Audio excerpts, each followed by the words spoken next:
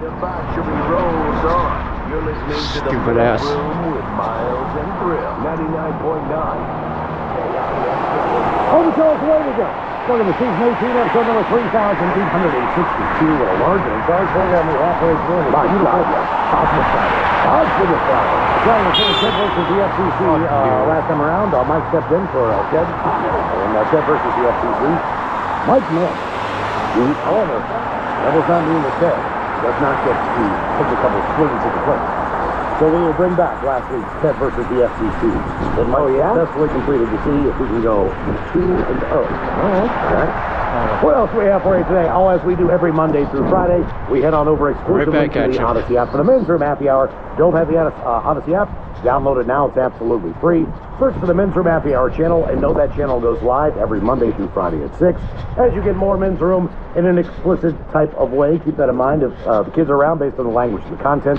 Today on the Men's Room Happy Hour, we are celebrating St. Patty's Day with one of the biggest parties in the city right here in the studio.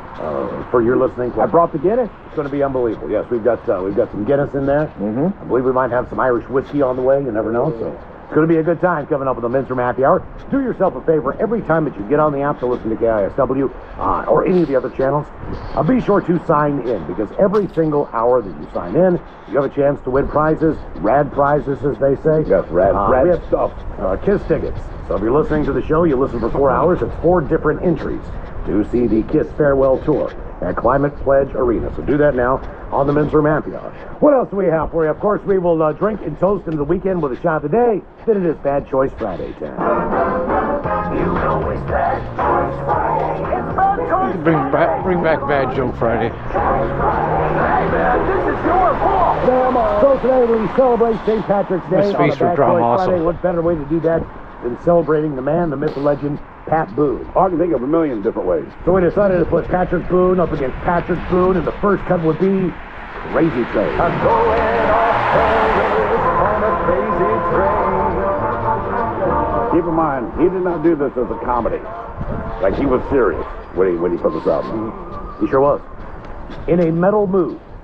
No More Mr. Nice Guy. That is the album from Pat Boone.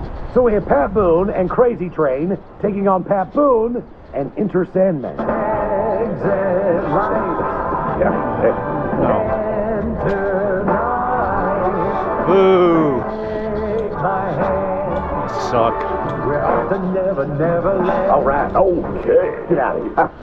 Yeah, get the fuck We out of celebrate St. Patty's Day with Pat Boone on a Bad Choice Friday. Here's how you vote. Follow us on Twitter at Men's Room Live. Get to voting. It's going to be Pat Boone one way or the other. You want to hear Crazy Train? You want to hear Enter Sandman? Or do you want to hear neither? Either way, you're going to hear one. Well, the name of it is Bad Choice Friday. You know, we won't get any text today that said, guys, these are bad choices. No, these really are. But I can't help but listen to it. Sure. You know, because sadly, you know all of the words, so you're kind of singing along, and most people can sing lounge music. They're kind of work. Oh, yeah. I mean, this is terrible. I want But to I'm say, still singing on that along. album, he did Smoke on the Water. What else did he have on? Covered some Guns N' Roses for sure. I believe either Sweet Child of Mine. Oh, my God. Or Welcome to the Jungle was on that album. I feel like we should put him up every Bad Choice Friday. Obviously, the name of the album, he covered Alice Cooper and No More Mr. Nice Guy. But yeah, Pat Boone put out a complete album of him doing his lounge thing to rock songs. That is correct. So we're going to celebrate Pat Boone on a Bad Choice Friday. Yeah. And today on our question, what's the most memorable story involving your parents? We head down under. Shocking. A father in Australia was bitten by a deadly snake, rushed to the hospital while saving his 2-year-old daughter from the serpent. Jake Holm, who lives in Murraylands, which is in South Australia, he had been unpacking some bags in the hallway of his home when he saw something flare up at his daughter, Alba. The dad picked his daughter up to get her away from the snake, but was bitten on the foot in the process. Now the snake, the eastern brown, is one of the deadliest snakes in Australia. That's saying a lot. It is. They are highly venomous and responsible for most snake bite deaths in Australia. Luckily, however, it turned out Colm suffered a dry bite, meaning the snake did not use any venom. Still, the father rushed to the hospital. He stayed overnight. The bite did more than cause a little bit of a rash, but that's it. Colm feared that it may have been a different story if Alba had gotten bitten.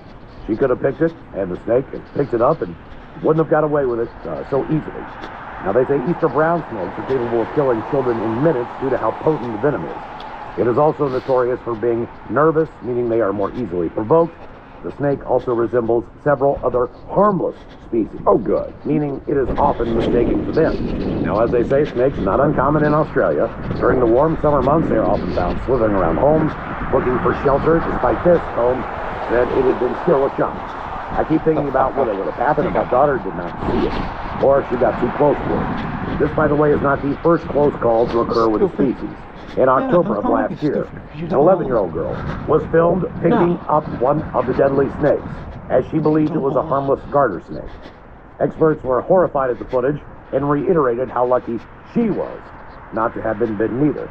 But they say snakes, as you know, usually prefer to hide rather than bite, but if they feel they are in danger, that's what we do. Is it insult? I mean, look, you don't, if it's a venomous snake, obviously you want a dry bite. But on some level, isn't it kind of insulting? Like the snake's like, you're not even worth my venom. Yeah. You know what I mean? You're not even worth my time to kill. Right? Get out of my face. Maybe he just forgot. Now, how does that work with a snake, right? I'm a venomous snake, but because I bit you does not mean I've injected venom. Yeah, I just Right, assume the snake did. But I mean, So, like, what do you think the snake determines when to add venom and when not? I like that you say you forgot. Like, oh, damn it, I meant to kill the guy. Instead, I just bit him. maybe it's like a, I don't know. Like, let's say you're in a bar, somebody's talking trash to you. All right. So it gets to the point where, like, you're going to punch him. But you know you're physically stronger and bigger. All right. Maybe you just give him a body shot instead of hitting him in the head. So maybe the snake was like, I'm going to bite. Like, just shut up. Go away. Right. That So, like, kind of I'm not gonna hit him with the venom. Right, that would be extreme for me to kill you. So really, just go away and take your ugly kid. Leave them all alone. I like it. I forgot. Damn it. That's Well, do you think snakes that forgot to kill you? Do you think that other species of animal recognize the fact that the difference between a human and a child, as far as people are concerned? You mean recognize that a child is a child? Exactly. Like we had a caller yeah. ran up to a grizzly bear, right? You know what I mean? Yeah. It was like, I don't know, even a high five or whatever. I don't know what the deal was, but stood like 2 feet in front of the damn thing, and grizzly bear just kind of looked down and went, "Yeah, it's a kid." I feel like all animals recognize children, and if they're not out for an easy meal, Correct. they seem Yeah, to be a little yeah. more passive. You know, like a mountain lion's going to take a kid out because that's an easy snack. But it seems like, let's say, like other primates or whatever, like And a turtle whistle. even when Harambe was shot in the face, Mike, it's because they had a 3-year-old kid, but Harambe was not actively trying to rip this kid apart. no. That's what I heard trying. Your adult ass, and I'm trying to that He's coming gorilla. after you. Yeah, he'd have beat I wonder if you to it's death. like a Well, sense thing. I was gonna say, my mother always tells the story about, like, they go in the backyard and I'm just hugging a massive, mean-looking dog. That would have, if I would have been in the backyard, maybe it would have come to me. Right, and they're scared to go out there, and they're like, I mean, sadly they're bad parents now, but like they were terrified. Kids ride on the sidewalk. I forget what kind of Grown adults ride on the Well, road. they're out there hugging it, and then I let go and walk back inside. But I think you're right. If it That's that saying I don't ever use sidewalks. approach that dog, Get your face ripped off. See, when I feel it's safer to use You can't sidewalks. help but, approach a cub, even though you know you shouldn't because mom's somewhere around. But if you just saw a straight up lion or a straight up bear, you wouldn't. Yeah, I mean, it's Well, that's why bears typically charge hikers and everything else because they're trying to protect their young. But we saw it in hunting, right? And that's why Bambi survived. Yeah, you've been gone. Even at the XFL game yesterday, we go to the Dragons, right? And my kid shows up. He comes to work first. We walk down the street. He shows up with a Sharpie. And I said, let's get autographs. He goes, yeah. I said, well, did you bring anything for them to sign? Do you want them to sign your forehead or what? So his good plan, and it worked out, well, I will buy him a football skate down, which I did. But sure enough, we went down after the game. They signed his book. I did not ask them to sign anything, but they didn't even look at me because there's no chance for this. No. But when the kid, right, the kid, they're like, absolutely. Last week we got the hat off of the head of one of the players who signed the You're absolutely right. If you would have put your hat down there, they'd be like, Get the hell out of here, dumbass. You got what a DAP program, though, right, Mike? Then they give you a little DAP players walk about. Okay. Oh, well, that's You can I got 2 solid fish like that. Yeah, that makes sense. Same thing as any sporting event. Right. You watch someone take a signed pair of shoes over in basketball, or sweatbands, or whatever the hell they are. He never goes to an event. It's always It does because the player knows that. right. Your family. Or she's not. That goes a real long I'm just saying, that's me as an athlete, right? Sure. I'm playing football, end of the game, taking off my wristbands, you know, like gloves and everything. They're all going to kids. Unless I see, like, Miles in the stands. Like, oh, I know him. Then I see a high. Here's my helmet. Miles, give her that glove. Give her the glove I gave you. Yeah, don't give it. That's absolutely true. But see, that's when you can use your kids one coming. to that advantage. Oh, Show we got them, two. I really want that guy going. Sweet. Hey, kid, come here. Take this over to them, get it signed, and then give it back to you. Right? That'd be the play. Yep. I think that one's moving memorable up. story involving my dad was that one night I am down and staying with him. And I think he was in a situation where he was probably very close to being at the end of his road. Okay. All right. So he says, look, we're going to go get some dinner, and then we're going to go fishing. We're going to go fishing at night. We do some overnight fishing, right? I was like, okay, that's no problem. So we go to this Chinese restaurant. Very nice waitress, very Chinese, overly nice to us, hooking me up with all the things that I want. This is bulky fishing thing we do. My dad has got the car up, we've got fishing poles, we've got all the stuff. You know, we took it all out because the idea was he wanted to go night fishing because that's when whatever the hell was running that time of the year, it's pretty active. That's when it's active, right? So that's what he wanted to do. So we get done with the dinner. And I think we're going to go head over to the pier for a little while. We go over there for maybe about a half an hour. Just barely. 99.9 KISW. The shenanigans continue. This is the men's room with Miles and Thrill. Here's a roller coaster of a story for you. A man has been left heartbroken after a DNA kit exposed his mom as a cheater, causing a rift throughout the family. He explained how he jumped on the bandwagon about those getting the DNA test kits. Got himself one, got his dad one, following the recent craze. However, he never expected his results to turn their lives upside down. The 19-year-old said we got the results back a few days ago. I went into the DNA relative section to check out my matches. At the top of the list, my dad is only sharing 29.2% DNA with me. Predicted to be my half-brother, which is impossible. This didn't make any sense to me since we only shared a paternal accuracy, and we just looked right. So he's definitely my father, right? Well, the team later learned that he shares 24% DNA with his cousin. Also, then, that predicts her to be his half-sister. Cousins usually only share about 12%. Okay, I did not know that. He was 24%. He had a good thing of a genetic relationship that would explain what I was seeing. And I had doubts in the accuracy, by the way, of the percentages. These shared percentages are extremely accurate and highly unlikely to be false. Now, the only realistic explanation for what I was seeing was that my uncle, my cousin's father, and my dad's brother is in fact my father. Reality just hit me in the face like a flying bag of bricks. All the dots lined up, and I felt I sat in my room for an hour, just in shock, and then I had a huge feeling of anger at the moment. I needed some answers. Without giving her a second thought, he showed his mom the DNA results and asked her why they were not adding up. My irrational self didn't even sugarcoat it. I asked her if she cheated on Dad with Uncle David. I have never seen the color drain from someone's face so quickly. She looked dumbfounded and then mumbled, "What kind of question is this? Of course not." I told her everything. Just Test learn percentages, fucking horn, DNA matches, idiot. all of it. My mom fell to the ground crying, begging me not to tell Dad.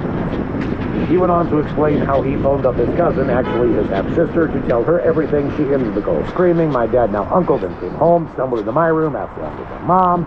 I told him everything too. He didn't say anything after calming down, left the room. I locked the door for the next few hours. I heard the entire family falling apart outside my door. Parents in an argument. My grandparents rushed over to see what's going on. My aunt-in-law and David showed up shortly later. Pretty sure I heard my dad and David get into some kind of physical altercation or utter chaos. Well, I feel like yes. I know it's not my fault, but I can't help feeling that this is all because of me. If I had spent my birthday money on something else, none of this would have happened. Not exactly how that works. Glad to know the truth. Our question: what is the most memorable story involving your Stuck around parents? 15 more minutes, what do you call another one? Like, I just think in general, people should stop doing those tests. Not surprised. I mean, but what percentage of people find out, like, hey, uncle, should I call you dad now? Well, no, I know, but even the commercials, you know, it's like, turns out you're actually Scottish, not Irish. Like, no, does it matter? I think it does if there's a medical condition. So in other words, if your dad drops dead of a heart attack, you get this DNA test, and you realize, look, that was not my dad. Correct. So I'm not predisposed to whatever What I thought of. as far as maybe having a blocked artery or whatever, a valve problem or whatever the deal is. Sure. So I think the most important part would be medical, but other than that, you're right. I can't think of anything positive out of it. If that was to be the outcome. right? I But know I think it's just interesting, right? Yeah. So if you believe you're Irish and find out you're Scottish, it's like, doesn't matter. No, it does not. You're still who you are, but it allows you to pursue, if you care that you have Irish heritage, then you would probably care that you have Scottish heritage if you found out. I'm going to have to So, start cooking Scottish food now. don't. Hey, look, I would say that even if you have Scottish heritage, you still don't want to make a Scottish meal because you know it's bad. We know it. You know it. Scotch eggs? I don't know. That's why you didn't eat food then. You go to, there are more Indian food restaurants, I believe, in London, perhaps all of England, than They have a any couple other of Michelin food. stars. Yeah, because even people in England are like, no, our food's awful. Like after breakfast, other than fish and chips, you ain't a whole lot we want to eat. I was talking about it yesterday, right? You got the sausage roll and you got fish and chips. All the Commonwealth. And you're done. They pretty much all have the same menu. You're right. I guess I'm just saying, if somebody came to me and was like, they redrew the state lines and now you're from Virginia. Like, all right, I'm from the Commonwealth. But now you know. Remember Castle did this. I believed he believed he was Irish, found out he was Scottish, or vice versa. Either way, but he found out. And now you know. So like I said, if you're black, you definitely want to know. There's the only thing you know, like Africa. Well, that's a kind. That's a fair. You know what I mean? I'm kind of like, Yeah. I would like to know at least what country it all starts. And I'm hoping it's Mozambique, you know? Sure. But I mean, that's about it. Okay, you know? we know Woody Harrelson. Now, his dad was like a serial killer. Was he a hitman or serial He was killer? either One a of the hitman two. or a serial killer. One of the two things. But his dad looked almost exactly like him. But it was a younger picture that I saw. Well, Woody Harrelson, Yeah. we know who he is. He looks, if you did not know who Woody Harrelson was, and I just posted a picture and said, this man's a serial killer, I think you do. But I believe he was a part of his life. And he played a serial killer. Yeah. He did. Yeah. But I from what I understand, He was all right. His father was an American hitman, an organized crime figure. He was convicted of assassinating a federal judge. damn, when I read out loud, oh, man. It's like I don't know. You work for the mob, you're a hitman, but like you whacked a federal judge. Ted, I'm glad you didn't go in the news broadcast. Earlier today, a hitman whacked a federal judge. Oh, Jesus. wow! You don't want to say it out loud. Man, oh man. The boys have made a mistake on this one. What is the most memorable story involving your parents? 206-803-ROCK. Like there's certain rules, all right.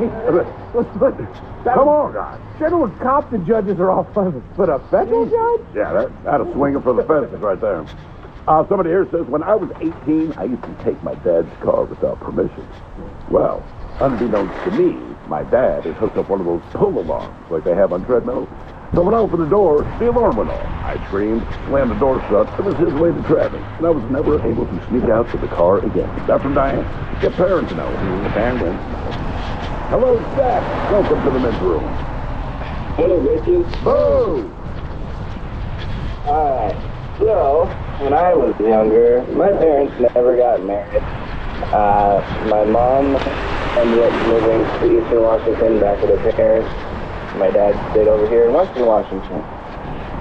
Whenever my dad would go to meet up with my mom, wherever the halfway between point was, I always get told to bring a pair of swim trunks. And I usually would go swimming because it was summertime in Eastern Washington, but I always wanted to bring a pair of swim trunks because they'd always meet up at a hotel, and I could always go swimming when they could meet up. And it took me until I was about 14, 15 years old to realize what they were doing when they'd meet up to drop me off every time, and I was swimming by myself with no one watching me. Now, were they still together and just living apart, or had they broken up? Yeah. So they were just, they still enjoyed each other's physical company. They just, That's how they got along best. they just couldn't figure out how to do it and live together. Pretty much. That's not uncommon. Well, I mean, like, did they have other partners? Yeah, no, so my dad would have multiple girls, and like, especially when he'd go to drop me off, there would be like, you know, some lady named Debbie would be in my life at the time, and with her kids and stuff, and I'm going to drop my son off with his mom, and yeah. So, You ever spend the night on the sofa of a Chinese restaurant waitress's house? no. When I was at work, All right. Did you, was your dad a good-looking guy? I mean, I'm a decent looking guy. I guess my dad thinks I was just curious. I mean, sounds like he was quite Casanova. Well, you know, that's What like, are you doing? I think we established that. Oh, you know, I can't say with you guys. You always knew the parents in the neighborhood who had a great relationship or whatever the deal was, but you always knew the dirtbag dad was, oh, for sure, the guys that were cheating on their wives. Which, you know, when you get older, especially in a small town, a lot of times you put in the culture, certain people just don't walk in. They just don't walk in the bars. They might go to a restaurant that serves wine or beer or whatever, but a lot of these moms, that wasn't really their thing. They get together and sit on the back deck and have wine together, but they didn't necessarily go to a bar. But now I'm 19, 20 years old going to a bar, and who do I see? A lot of the people that I know in town, and a lot of people that I knew that lived in my neighborhood, I know damn well they're still living together, they're still married, but that ain't your wife. Right. And we're in a bar called The Dungeon, which is in the bottom of this basement in a building, which is... So there's no windows, right? Got to have a smell to it, and it's a bar that I go to because I can get in when I'm 19. It's one of those places, and why are you here? Is that how they trade it off? You're underage, you're cheating on my wife. Shut up. You just don't want to go to the most populated place in town if you're up to that kind of activity. And for me, those bars were bars that I could get into with a handful of them. Right. Just simply because I knew the doorman, I knew a bartender, I knew someone where I was able to gain access to a bar stool and not be kicked out. Sure. Be show ID or whatever the deal was. And that's where I saw a lot of those things. I was like, I'll be damned. And one of them, most of the things for real. Lived down the street from me. Now, when they see you, right, do they look uncomfortable that you're there, or do they just not care? Oh, God. I used to babysit for his kids. Oh, God. That's what I make money on Friday and Saturday nights when I was growing up. I mean, if somebody needed a babysitter, I'm like, dude, I'll do it. I'll go to your house and watch television. Babysit the mayor's kids. Yeah. You sound so highfalutin. No, you highfalutin West Virginia, just like everyone said. Nobody would they would never elect somebody who was at that point in time rich or right. You know, like, you're the mayor, man. You gotta work with everybody. You gotta live in the town. He was one of those guys. But he was the guy who told me the story that he went down to a mayor's convention in Miami, Florida. This was like 1982, 1983, I can't remember exactly when it was. And he stayed in the hotel where they're having the convention for small town mayor's stuff. Goes there. It just happens that this weekend, it's one of the nicest hotels at this point in time in Miami, that the police are in town. They're doing as a convention. The band, The Police. Oh, the band. Okay. They're synchronicity tour, and they're playing the Orange Bowl. Oh, serious? I thought it was also a police convention. I'm sorry, I missed it. Yeah, they sold out the Orange Bowl. So Denny, of course, he and his wife, they go down the pool, they got the kids, whatever, and he's talking to the guy beside him, he's with his wife, and they got their kids and everything. They start playing together, you know how that crap goes. Now you're the two couples who talk to each other when you're on vacation. Right. So he didn't realize this, but this is Sting. He introduced himself as Gordon. You know, like his name is Gordon Sumner. My name's Gordon. Right. Why You look like Steve. are you in town? Hey, Gordo. He says, I'm in a band. Gordo. He says, I'm in a band and we're playing. And he says, where are you playing? The Orange Bowl. Jesus, you must have a big band. Yeah. We're called the Police with Mingle. There you go. Oh, good for you. Just doesn't make sense. So this is good because he just keeps talking about the band. So basically, he spent 2 days. He's down to get past the meeting. Great. Did he go to the church? Oh yeah, he got hooked up. And the whole family. Did he enjoy seeing the police? He did, but he said, as he said, I did not know what song. And I'm like, how do you not know it's spiritual in the material world? Every little thing she does is kind of message in a bottle. You don't know any of it. You realize that she is the light up in there. All right. You still don't believe something. I know, that's what I'm saying. That's kind of light FM. Like, real. I'm pretty sure at the time, maybe they had at least every breath you take FM. You my God, from that point on. They were doing okay. That was like the smooth of a song that you put it on every single radio station. What's the most memorable story involving your parents? 206-803 Rock. Hello, Sean. Welcome to the men's room. Hola. Hola. Alright, so my story. Oh, no. Sean, Hank, look. Just call us back. You're the Mickey Mouse voice. You're the Mickey Mouse voice today. Good Lord. Congratulations. But every time they have the Mickey Mouse voice, there's also like that weird pulse there. Hello, my name is Tom. Let's try It's somebody that does a... I don't, is this him? Let me talk to Ray in the meantime. Hello, Ray. Welcome to the men's room. Hello. Hola. Oh, it's Ray, a lady. R-A-E. I am. Lady Ray. Ray. Or a gamma ray. We're talking to Lady Ray. Everybody put their hands together for tonight's jazz performance from Lady Ray. It's a dual talk. Sweet Lady Ray. Sweet Lady Ray. Sweet Lady Ray. Soft jazz. If your mouth is on the water, that's a sweet Lady Ray. You got to take space. Like you, I'm stuck down. My baby, my water. I'm not that. Stop the throw to the baseball. Please enjoy the show. So, Ray, what's your name? Always fair. I wasn't such a ray of sunshine on this evening. I was told I was trained to not drink and drive until I found someone to drive me home and found someone to follow him home. And they were probably more intoxicated than I was. And when my dad came home at 2 a.m. in the morning, there were like 300 head of cows in our front yard. And he was sitting there lecturing to me again, and I announced that I was not his little girl and I am not a virgin anymore. That's important, right? Oh, yeah. The words like that. I was. And how old was he when you told him this? 17.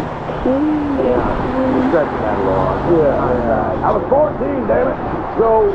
No. I had a car. I had my own. Okay. But I started driving at 13.